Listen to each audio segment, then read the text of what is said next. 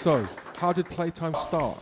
Playtime started with Graham Stephen and I getting together in 2014, beginning of 2014, and trying to figure out how to start up music night somewhere in Edinburgh. And we had various options as to where we thought we could go to an approach to do it. And the first place we approached was the Outhouse, just off Broughton Street.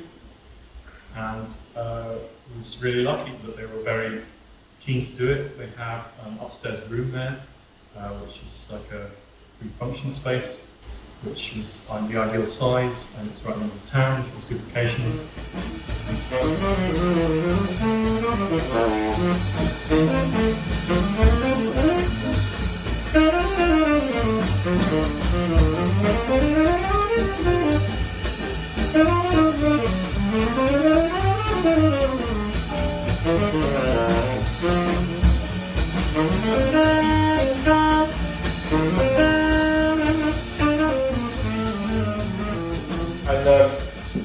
Presumably you must have asked lots of bass players and drummers that all said no before you got me and Mario. Well, pretty early on, we decided we wanted you and Mario and to have a sort of core quartet of us. And your obvious choices in the great composers and composed a lot. And one of the core sort of principles that we had was that it would be a platform for new music. So we knew you're both prolific writers, and that was the idea. It was a platform to try out new music, which is not that easy a thing to find. Thank you. And everyone. Thank you. I think Playtime saved my life because I was really needing to play much more often, and I was so out of love with playing the drums. I was really frustrated whenever I had a gig. Just didn't feel like I was playing enough. And doing Playtimes, as well as regular high quality playing with all these beautiful guests that come in and a beautiful audience, it's just like being a huge education of playing Kenny Wheeler tunes and John Scofield tunes and all these incredible variety of music. So yeah, I just think it's been a fantastic experience as a musician to be part of, and a composer, but you know. So thanks a lot for asking. Thank you for saying yes.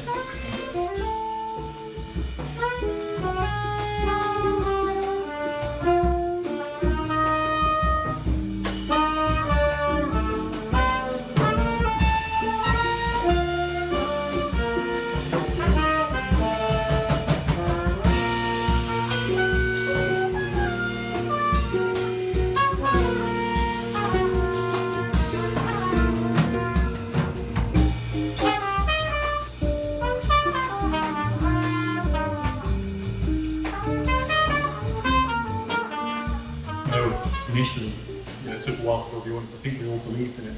And I think Kim Finlay, the Outhouse, was a crucial part of it, and she just supported it and helped in any way she could, and kept it going. I think without that support, it would have struggled. But you went off and had children and stuff, so you weren't totally committed to the project. I know. But there was this whole bit when we only had like 5 people coming. Yeah. Which was actually kind of cool. And we didn't really mind. So when we started, first of all, going to Playtime, it was probably the very earliest gigs, and Jan and I would turn up and double the audience. More than that, if you count the dog, Colin, who came with us. I mean, I think when I first came along, which was maybe about 9 months into after you'd started, sometimes there were only about 5 people there, and 4 of them were in the band. No, not quite as few as that. I do recall as few as half a dozen people being in the audience. And what always amazed me was that you guys gave it your all, no matter what. But then, at a certain point, I think Kim started putting it in some listings, what's on, and the audience started going up. And the same 5 people that used to come at the beginning still came along. And when it was only 5 people, they were always going, "It's so great, we should have more people, it's just a real shame there's not more people." And when there was more people, they used to go like, "That was really great in the old days, just the 5 of us." Are you going to say anything? Yes.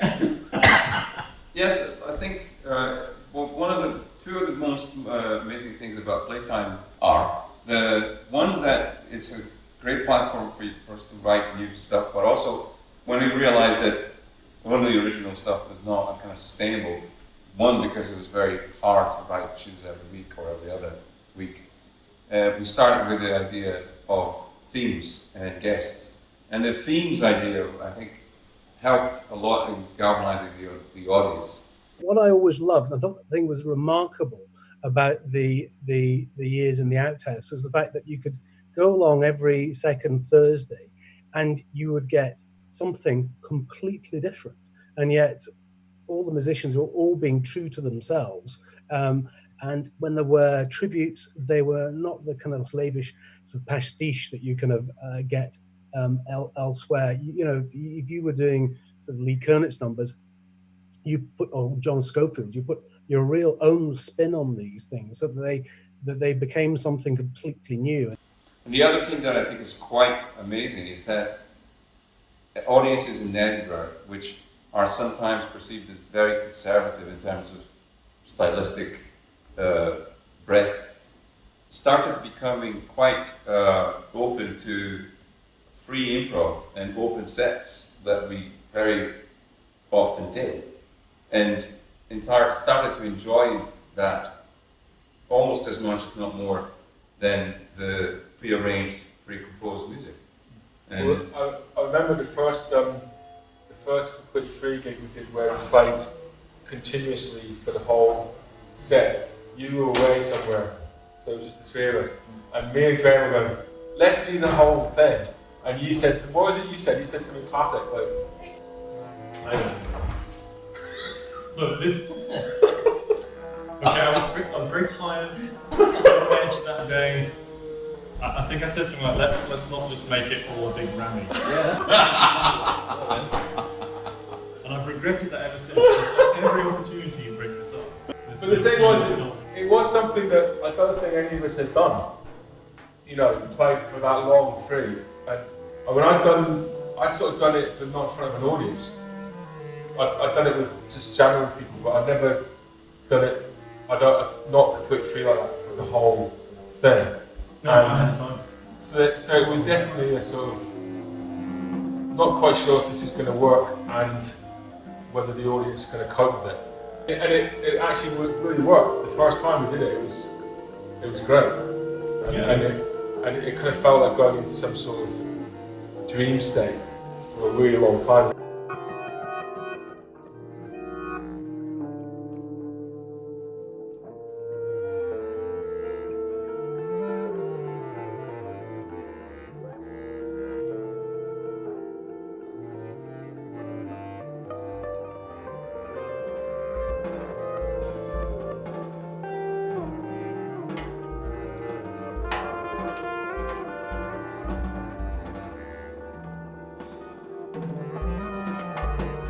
When you came out at the end of the set, the whole audience were like in the same place, which was amazing.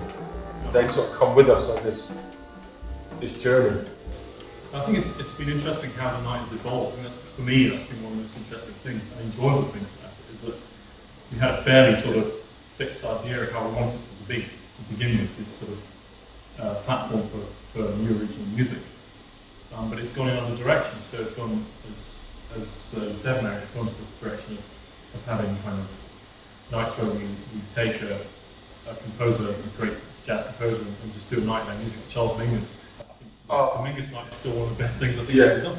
And that was not something I expected we end up doing when we first started it, but it's proved to be, that part of it's been one of the most enjoyable things for us and the audience. It's not just been something to pull people in, it's been genuinely fascinating for me to explore all these different composers and get to know their music in depth. And the same with the free thing, that wasn't something I was expecting to happen, but that's a completely new thing for me. I think one of the most enjoyable parts of the development of Playtime, as you said, is that when, in the beginning, it was hard to keep going because the audiences were very small and there was not enough money. And it kind of grew from then on to become like a feature, a real feature? Well, for me, Playtime is a very cosy and intimate gig where all the regulars appreciate the musicians' talent and their humour. And this Thursday night is actually the highlight of my week. It's my opinion the best gig in town. I regularly go to other jazz venues. Last year I was in Berlin, Paris, London, and I have to say the standard of music at Playtime was on par with, if not better, than these gigs I visited in Europe. You know, every other week we'd meet each other and then play music, and the audience would get into it in a new program or a new composer or the new guest. We had the opportunity to get quite a few guests in from the new proper players, some of the old proper players.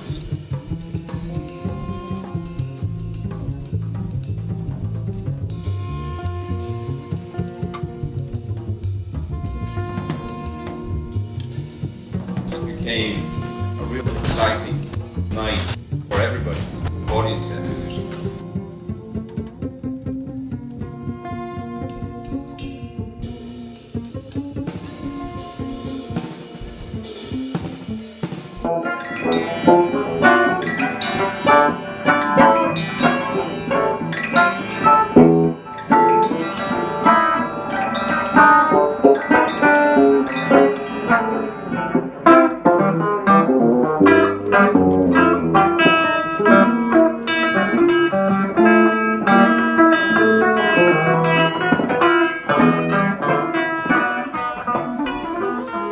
Do you want to say anything, Graham? Yeah, just what you already said. I mean, when you said it saved your life, got you back into loving the drums again. Same kind of for me. It was just something to every week look forward to, and it's a massive highlight for me.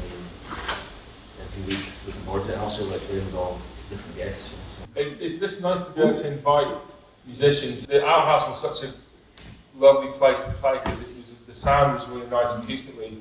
It was a very intimate place with the audience, and so the musicians that came as guests didn't necessarily know in advance, but once they got there, you could see them going, "Oh, this is great," because the sound was nice and the audience was beautiful, and we would try and treat them with respect and play their music, and it was almost always a wonderful thing, you know, a celebration of improvised music and getting together. Yeah, the thing with the audience as well, it's like a lot of the audience that were coming all the time and kind of become part of that community, you know. You get to know them and become like friends, you know.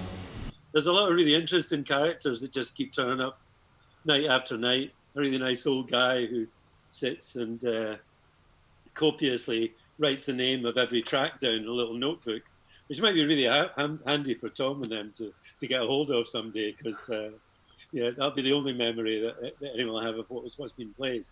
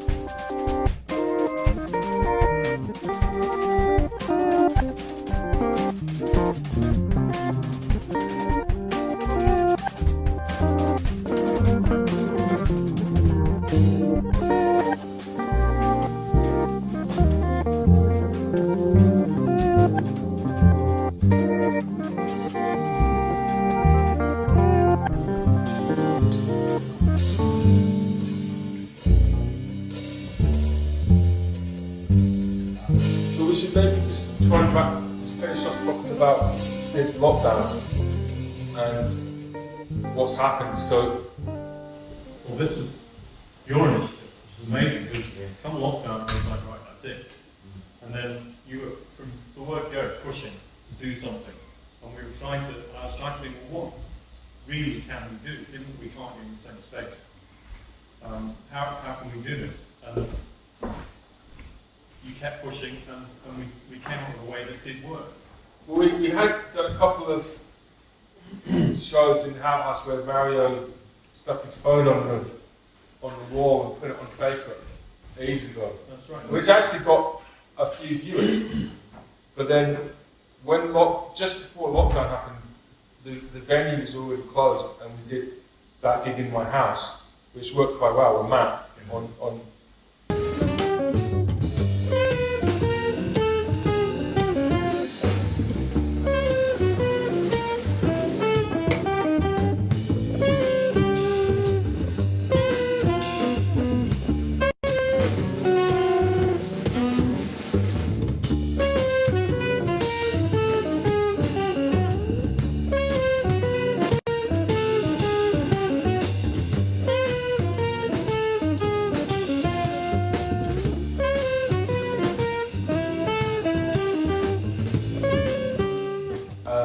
but then That's something I think would be possible. we did it in my living room pretty much, and that actually got quite a big audience, and we made one of the biggest doors that we've done, you know. But then the next day, I think it was lockdown, and so we had to start doing stuff from our houses. And I think the first one was me and Graham, we did a duo, and it was a disaster for because the internet didn't work and it was all breaking up. And I was pretty much the most stressed out I've ever been in a music setting. But we kind of got it working after half an hour. And there was quite a lot of people that really liked it, and they liked the fact that it was so kind of vulnerable and fragile that it had worked, and they had to sort of wait and then it kind of start. It was like flicking into life instead of.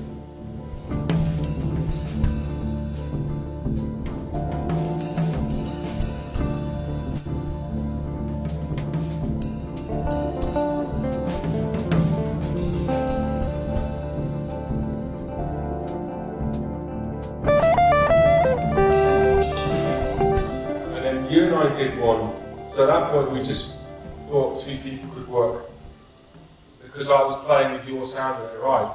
And then we did one with Mario. Well, I wasn't on the phone, but I remember it. Mario joined and do it.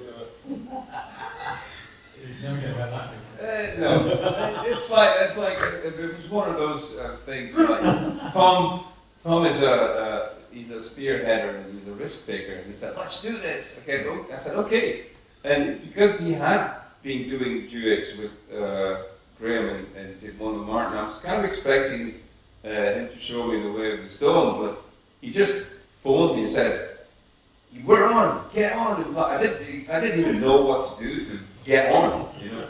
And so eventually, the whole thing just like, I think I was so stressed out, or that something fell on top of my piano, and it kept playing a B flat, and this it's like going throughout the recording. It's like, what's going on? And we were actually out live and broadcasting, and eventually he said, "Look," and there was another issue with there was an issue with the echo though, because the way I was actually rigged on my desk, the sound was coming back through the computer back into it, so it was like a loop. We are going to give. Hey, Mario. Man, How's it going? you just didn't know how to. You didn't tell me how to do it. But he's here. You didn't tell me how to do it. See what happens. We have no The idea. tram was running late, yeah? Man, the tram of life is running late. Hey, Mario. Man, How's it going? you just didn't know how to. You didn't tell me how to do it. I'm hearing myself like. You didn't tell me how to do it. The tram was running late. Hold on a minute. Man, the tram of life is running late. Hey, Mario. Man. And he said, "Mario, I'm going to have to cut you out." And I was cut off. With no more, nothing to say. It was like, okay, that's fine, okay. And then they finished it. But then Tom sent me immediately a text. I'm very sorry, man. I'm very sorry. I have to do this. But anyway, we kind of worked out a way to do it, and despite the latency and the technology, we kept on. We ended up being able to do it with all four of us, and then we actually did it with a couple of times with guests, and it was really fun.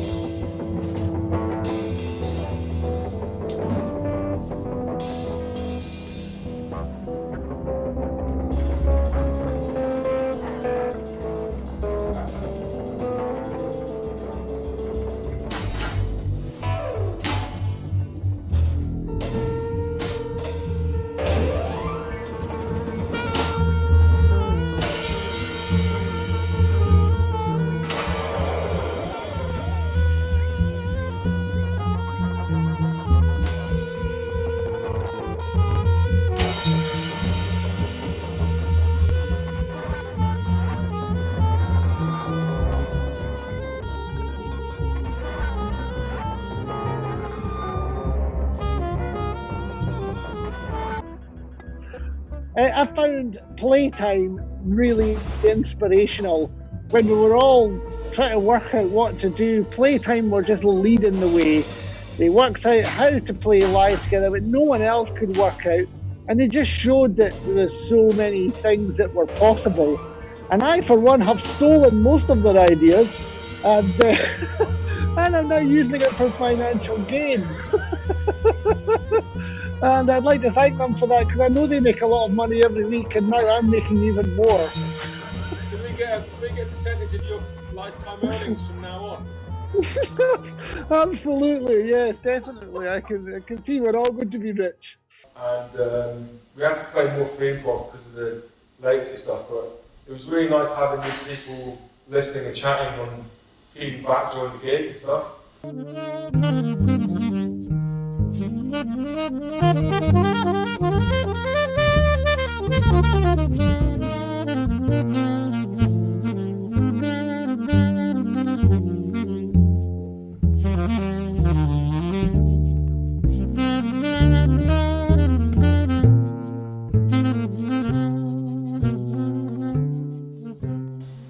But the sort of pandemic's made us evolve, learn whole new skills. We can't put the points. How are we going to do this if we can't make a group? How are we going to deal with the latency? And I think I remember saying, well, let's embrace the latency and use the latency creatively as something that we're not going to fight against, we're going to just incorporate.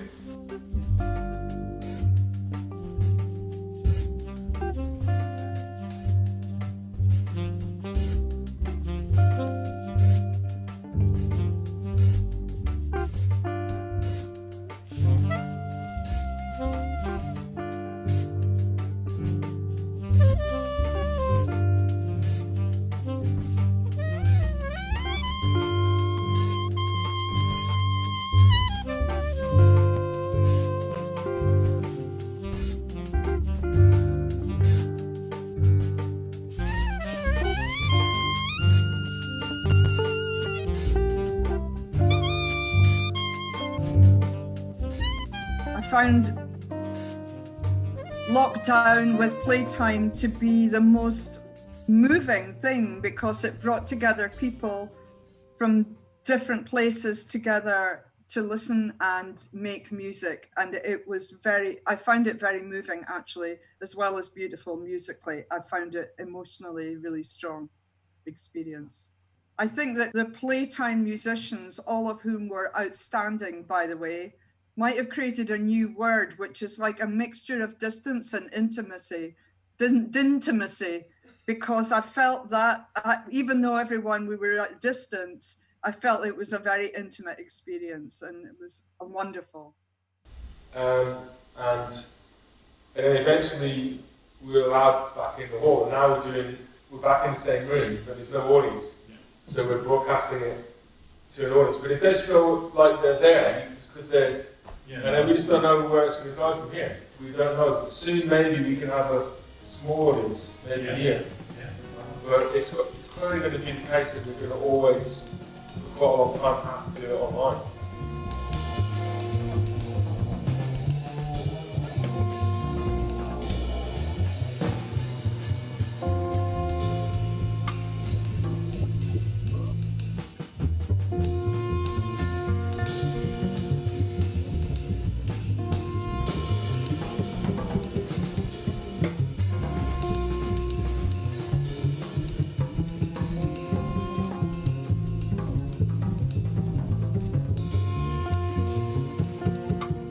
We had to work with a specific template that was completely strange to us all, but we managed to sometimes really produce some fantastic musical material. And I think that even when audiences are able to assemble and we can play together, and thank God we can play together because I really missed grooving, we shouldn't stop doing the online because it kind of made us all play together in a different way. Yeah, and also you can drink a lot more. Musically, it followed the journey of lockdown as well. So it was like at the beginning, when I started coming in anyway, it was really gloopy and weird, like time was in lockdown. It was all kind of stretchy and odd and liquid. And then as lockdown started to ease a little bit, it got more organised. So yeah, it was really interesting how the music followed the vibe, which you would expect, I suppose.